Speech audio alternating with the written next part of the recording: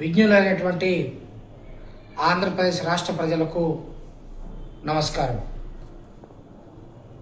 మరలా ఏ విధంగానైతే 2014 నుంచి 2019 వరకు తెలుగుదేశం పార్టీ అధికారంలో ఉన్నప్పుడు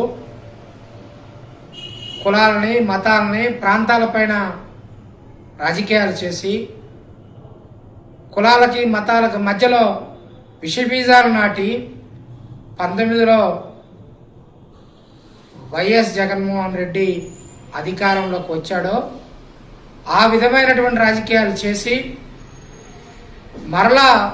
మరొకసారి ఆంధ్రప్రదేశ్లో అధికారంలోకి రావాలని చెప్పేసి పగటి కళ్ళ కంటా ఉన్నాడు. అందులో భాగంగా డిఎస్సి పేపర్ లీక్ అయింది అని చెప్పేసి ఒక 10 రోజుల క్రితం జగన్మోహన్ రెడ్డి డిఎస్సి అభ్యర్థుల్లో భయాందోళన కలిగించేటువంటి కుట్ర పన్నాడు.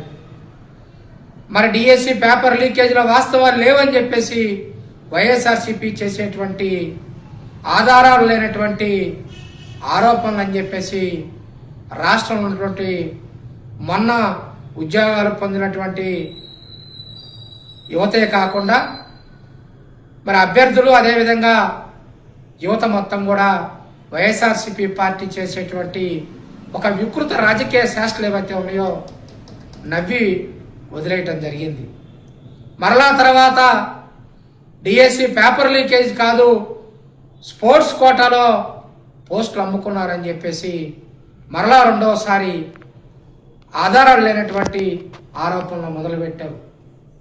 చాలా స్టాటిక్స్ తోటి ఒక పక్కన స్పోర్ట్స్ అథారిటీ వారు, మరో పక్కన అధికారులు చేసినటువంటి ప్రాసెస్ అంతా కూడా బయటపెట్టి మరొకసారి వైఎస్ఆర్సీపీ పార్టీ రాజకీయ లబ్ధి కోసమే ఇలాంటి ఆరోపణలు చేస్తుంది అని చెప్పేసి ప్రజలకు వివరించడం జరిగింది. అది కూడా తాటితెల్లం అయిపోయింది. వైఎస్ఆర్సీపీ చేసేటివన్నీ ఆధారాలు లేనటువంటి ఆరోపణలు అని చెప్పేసి తేలిపోయింది. ఇంకా కొత్తగా ఒక రాగం అందుకున్నారు. ఏదైతే 2018లో ఢిల్లీ వేదికగా వైఎస్ జగన్మోహన్ రెడ్డి మరి కమ్మవారికి డిఎస్పీల్లో ప్రమోషన్లు అని చెప్పేసి ఆ రోజున తనకున్నటువంటి అవినీతి మీడియాను అడ్డం పెట్టుకొని ప్రజలు నమ్మే విధంగా మాట్లాడాడో అదే దారిలో ఇప్పుడు మళ్ళా కూడా 2018 రాజకీయం మొదలుపెట్టి ఇప్పుడేదో స్పోర్ట్స్ కోటాలో మరి కమ్మ సామాజిక వర్గానికి పదవులు ఇచ్చుకున్నారని చెప్పేసి మాట్లాడుతూ ఉన్నారు.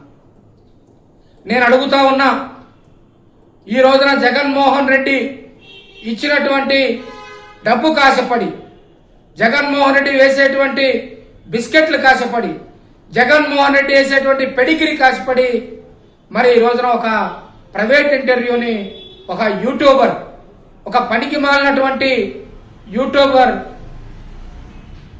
వై నరసింహారావు అనేటువంటి వ్యక్తి ఒక డిబేట్ పెట్టి ఒక సూడో మేధావిలాగా నేనే మేధావి అని చెప్పేసి పగటికల్లోకి అంటున్నటువంటి మరొక వ్యక్తి చేత మరి ఏదో డిఎస్సిలో అక్రమాలు జరిగినాయి, స్పోర్ట్స్ కోటాలో ఒక సామాజిక వర్గానికే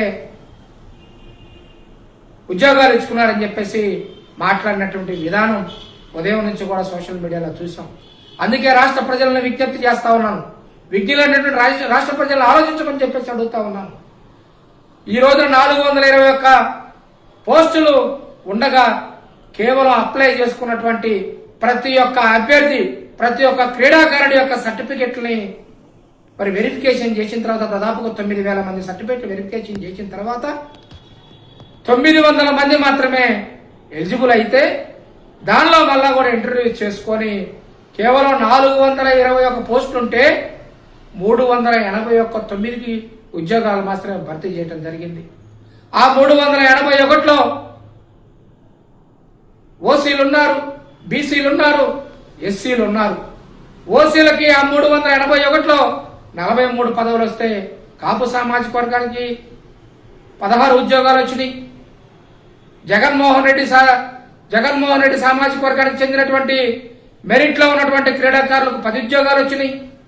అదేవిధంగా మీరు చెబుతున్నటువంటి సామాజిక వర్గానికి కూడా కొన్ని ఉద్యోగాలు వచ్చి ఉండొచ్చు.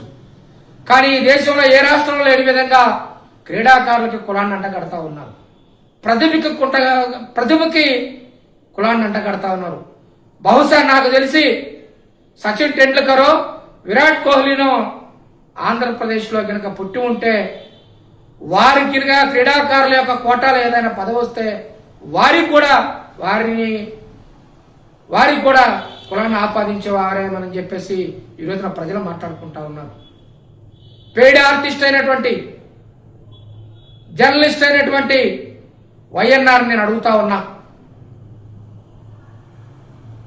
మిస్టర్ వైఎన్ఆర్, నీ స్టూడియో అడ్రస్ చెప్పు, టైం చెప్పు, నేను ఆధారాలతో సహా వస్తా. నువ్వు ఎవరినైతే ఇంటర్వ్యూకి పిలిచావో ఆ సూడో మేధావుని పిలువు, ఆ కుహానా మేధావుని పిలువు. ఆ సూడో మేధావి నువ్వు ఒకడివి, ఇద్దరు కలిసి కూర్చోండి, ఆధారాలతో నేను వస్తాను, మొత్తం సర్టిఫికెట్లు తీసుకుని వస్తాం, ప్రభుత్వం దగ్గర ఉన్న ప్రతి డేటాను తీసుకుని వస్తాం. ఆన్లైన్లో ఉన్నటువంటి డేటా, ఓపెన్గా ఇచ్చినటువంటి రిజల్ట్, ఉద్యోగాలు పొందిన వారికి అనుమానం లేదు, ఉద్యోగాల పొందడం కోసం అప్లై చేసుకుంటే అభ్యర్థులకు ఎవరికి అనుమానాలు లేవు. ఇక్కడ ఒక డిఎస్సి అయిపోయింది, మరొక టెట్ రాబోతా ఉంది, మరొక డిఎస్సి రాబోతా ఉంది. అందరూ కూడా బ్రహ్మాండంగా ప్రభుత్వం మీద నమ్మకంతో లోకేష్ బాబు గారు పాదయాత్రలో ఇచ్చిన హామీ మేరకు వెంటనే 16,000 ఉద్యోగాలు ఇచ్చారు. రేపో మాపో మరికొన్ని ఉద్యోగాలు రాబోతా ఉన్నాయి.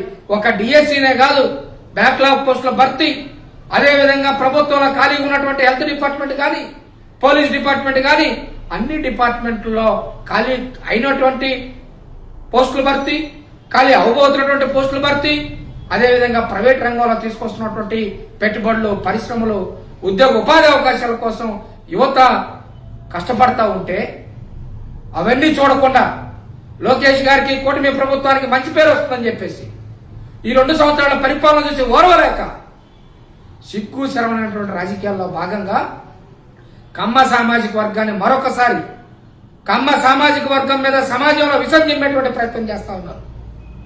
నేను ఈ రోజున విషం చిమ్మినటువంటి వ్యక్తులు ఇద్దరికీ చెప్తా ఉన్నా, లేదంటే ఇంకెవరికైనా సరే ఇలాంటి ఆలోచనలు ఉంటే ఆలోచన పరులకు చెప్తా ఉన్నా. మా సామాజిక వర్గం ఏ తప్పు చేయదు, ఏ రోజు కూడా. మా సామాజిక వర్గం ఆలోచించేది ఒకటే విషయం, మనం బాగుండాలి, మనతో కలిసి ఉండేటువంటి ఈ సమాజంలో ఉత్తర కులాలు అందరూ బాగుండాలి అని చెప్పేసి ఆలోచించేటువంటి సామాజిక వర్గం కమ్మ సామాజిక వర్గం. 2, 3, 4 పోస్టులు 16,000లో కమ్మ సామాజిక వర్గానికి వచ్చి ఉండొచ్చు. అది వచ్చుంటది, ప్రతిభ వల్ల వచ్చిందే కానీ మరొక విధంగా కూటమి ప్రభుత్వం చేయదు. మీలాగా గ్రామ సచివాలయాల పేపర్ లీకేజ్ చేసి మా కార్యకర్తలకే మేము అమ్ముకున్నామని చెప్పేసి ప్రకల్పాలు పలకడానికి అవకాశం ఈ ప్రభుత్వం ఇవ్వదు. కాబట్టి ఇప్పటికైనా సరే వైఎన్ఆర్కి చెప్తా ఉన్నా, బుద్ధి తక్కువై తొందరలో తప్పు చేశారని చెప్పేసి ఒప్పుకొని బహిరంగ క్షమాపణ చెప్పాల్సినటువంటి అవసరం ఉన్నది. అంతేకాని ఒక సామాజిక వర్గం మీద ఈ సమాజంలో ఇతర కులాలలో విషబీజాలు నాటాలి, లేదంటే ద్వేషం పెంచాలి అని చెప్పేసి నీ పగటికళ్ళు ఏవైతే ఉన్నాయో ప్రజలందరూ కూడా గమనిస్తూ ఉన్నారు. 2014 నుంచి 18 వరకు 19 ఎన్నికల వరకు కూడా మీరు చేసింది ఇదే అని చెప్పేసి నమ్మారు కాబట్టే కూటమి ప్రభుత్వాన్ని ప్రజలు ఆశీర్వదించారు. అంతేకాని ఎవరో ఇచ్చేటువంటి డబ్బులకు కక్కుర్తపడి, ఎవరో వేసేటువంటి బిస్కెట్లు కక్కుర్తపడి, ఎవరో వేసేటువంటి పెడిగ్రీ కక్కుర్తపడి జర్నలిజం విలువలు పోగొట్టుకోవద్దని చెప్పేసి వైఎన్ఆర్ని హెచ్చరిస్తా ఉన్నాను. ఎవరికైనా సరే కమ్మ సామాజిక వర్గం మీద ఈ సమాజంలో విషబీజాలు నాటాలని కానీ, ద్వేషాన్ని పెంచాలని కానీ నిజంగా తప్పు చేస్తే మీరు ఖచ్చితంగా ఆరోపణలు చేయండి. కానీ ఆధారాలు లేకుండా ఆరోపణలు చేసి తప్పు జరగకపోయినా కూడా తప్పు జరిగినట్టు క్రియేట్ చేసి ఆ తప్పును ఒక సామాజిక వర్గానికి అంటగట్టగాలని చూడటం మాత్రం తప్పని చెప్పేసి హెచ్చరిస్తా ఉన్నాను. ఇదే విధంగా కనుక ముందుకు పోతే ఇప్పటిదాకా ఒక ఎత్తు, ఇక్కడ నుంచి ఒక ఎత్తు అని చెప్పేసి కూడా నేను హెచ్చరిస్తా ఉన్నా. ఆధారాలు ఉంటే ఆధారాలతోటి ప్రభుత్వం దృష్టికి తీసుకురండి ఎక్కడైనా సరే తప్పు జరిగితే. అంతేగాని కమ్మ సామాజిక వర్గం మీద విషబీజాలు నాటాలి, దాన్ని అడ్డం పెట్టుకొని అధికారంలోకి రావాలని చెప్పేసి పగటి కళ్ళ కంటే మాత్రం ఇక నుండి అయితే మాత్రం చూస్తూ ఊరుకోమని చెప్పేసి హెచ్చరిస్తా ఉన్నాను.